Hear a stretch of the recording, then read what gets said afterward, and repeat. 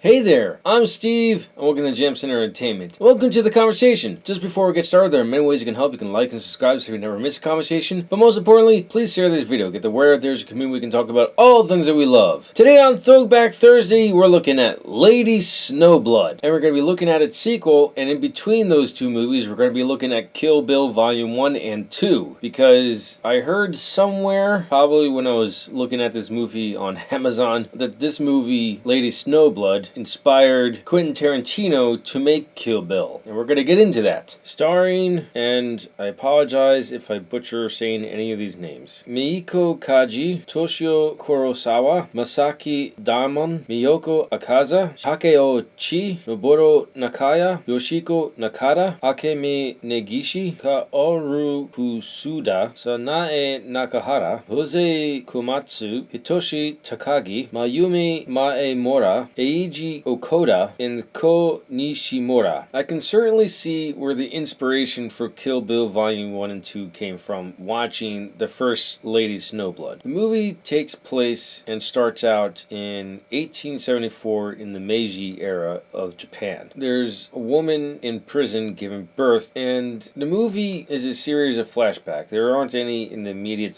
first 5 to 10 minutes, but it does come back to this scene. But at the end of this scene, when Sayu's daughter Yuki is born, she tells her that her vendetta is now hers. We learn throughout the movie that Yuki was cared for by Hotora Mikazuki. I don't know if this particular character is a midwife in the prison, or she just happens to be a woman that delivers babies in prison. The reason why this takes place in prison is because of the tragic story that the mother went through. Her and her husband and her son were on their way to a village because the father was the new teacher. The father's wearing all white, and it's only important that I say that because there were a group of people that wore all white, and all they did when they came to this town was drain them of all their resources and money and treated the people there like second-class citizens. And so when they saw this guy show up, they were like, "Hey, you're one of the bad guys." They killed him in front of his wife and son. And then the mother gets taken as a slave, basically. And horrible things happen to her, unfortunately. But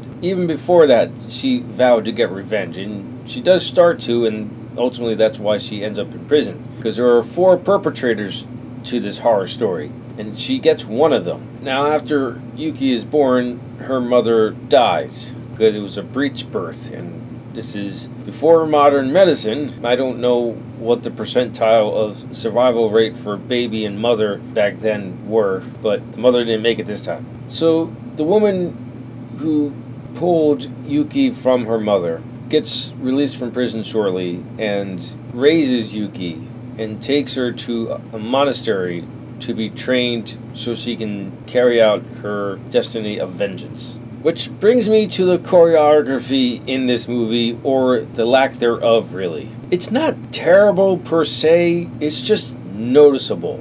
It's 2 things, really. You need to have good fight choreography, and you need someone who can actually film a fight. For the most part, they show her just attacking people, but they don't really show what's going on. They also just show her winning. I mean, she does take some hits and makes it a little tense, but you get the feeling that she's going to be okay. But that's really my only gripe with the movie. Other than that, it's a pretty good story because there's a lot of revenge stories out there and some of them are hit or miss. Other than that, I really enjoyed myself with this movie, and I am looking forward to watching its sequel. With that said, I'm going to hold judgment on both of these movies until I watch the sequel. Those are my thoughts on Lady Snowblood. Let me know your thoughts in the comments below. Thank you for watching, and live your imagination.